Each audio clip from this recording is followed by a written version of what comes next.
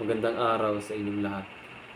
Ako nga pala ay si Rowie Jade o Pacaira ng BS Cream 18. Ngayon, ako yung humiling lang sa inyo na samahan nyo ako na magpakilala sa wikang aking kinagisnan o mas kilala. At tingin ko rin mas alam nyo na kung anong wika ang aking sinasabi. Yes, oo, tama ka. Pilipino at Tagalog ang aking gagamitin ngayong araw. Umpisahan ko sa papapakilala sa aking sarili. Ulit, ako si Rowie Jade o Pacaira. Ako ay pinanganak sa lugar ng Lapu-Lapu City sa Cebu. Nang ako'y sanggol pa, pansamantala ako nanirahan doon. At mga ilang taon din ay nilipat na ako sa probinsya ng aking mga magulang, kung saan andoon ang aking lolo at lola at mga kamag-anak. Sa pagtuntong ko ng edad na 2 taon at 3, ako at kami ay nilipat sa Maynila, sa Parañaque. Doon na rin ako nag-umpisa mag-aral. Nag-umpisa ako sa pag-aaral ng kinder at unang baitang hanggang 2.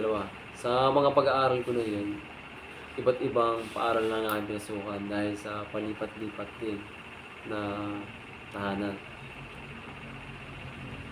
At kaya napadpad din ako sa Cavite ay dahil sa paglipat din namin ng tirahan dito sa Cavite ng bakasyon namin nang ako'y 2 baitang.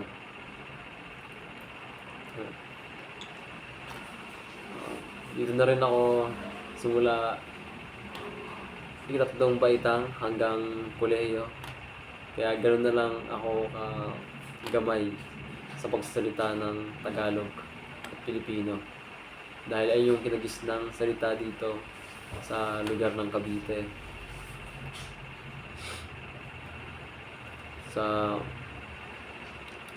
Kami nga pala ay 4 na magkakapatid at ako ang panganay sa magkakapatid na yun.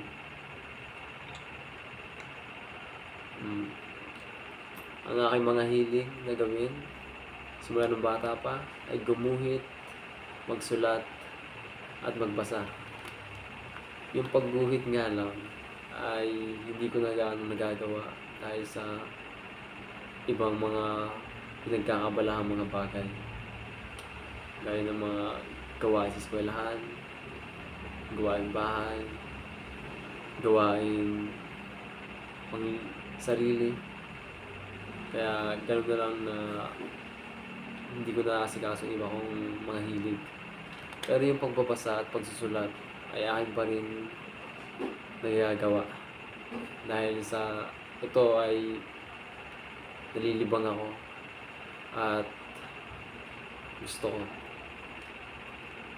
Ang mga paborito ko palang genre ng basahin ay action.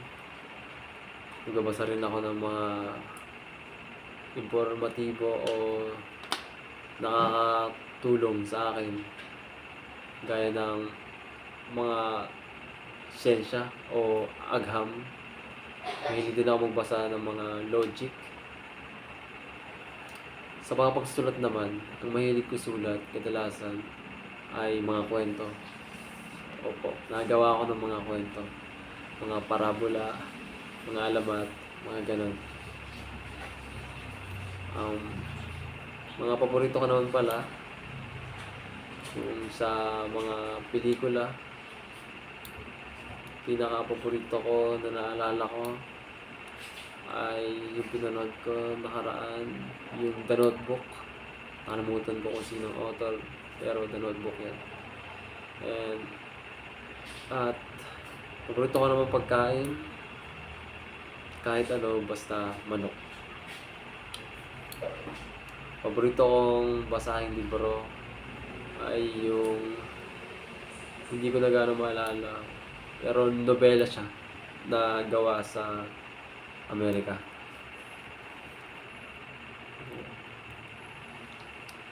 Sa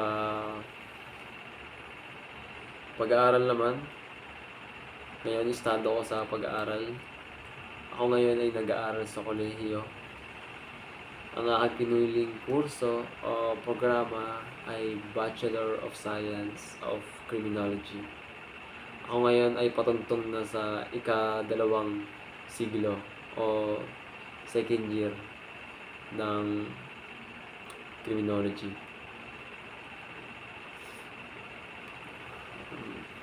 Kung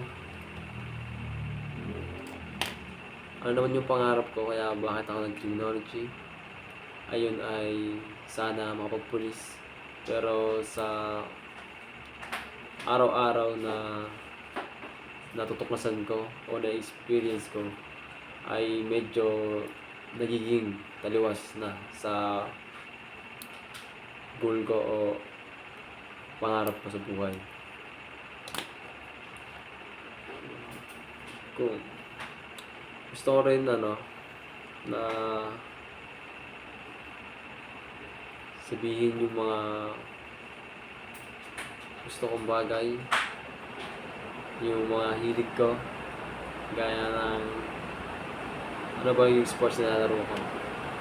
Hindi pala ako mahilig sa mga bola na laro o yung basketball, soccer. Basta yung naka-include yung bola o kasama yung bola. Mahilig ako sa mga larong sakitan. Opo, medyo violent pakinggan pero ito yung nagbibigay sa akin ng relax at libangan na rin at kumpiyansa sa sarili. Ang mga hilig ko na combat sports, unang-una ay boxing. Ako ay naglaro na rin nito at lumaban sa iba't ibang tournament. At mahilig din ako manood ng MMA o Mixed Martial Arts at UFC na isa rin sa show ng MMA, kickboxing, Muay Thai at Taekwondo. Halos lahat. Kasama na rin yung mga grappling. Yan ang mga hilig ko.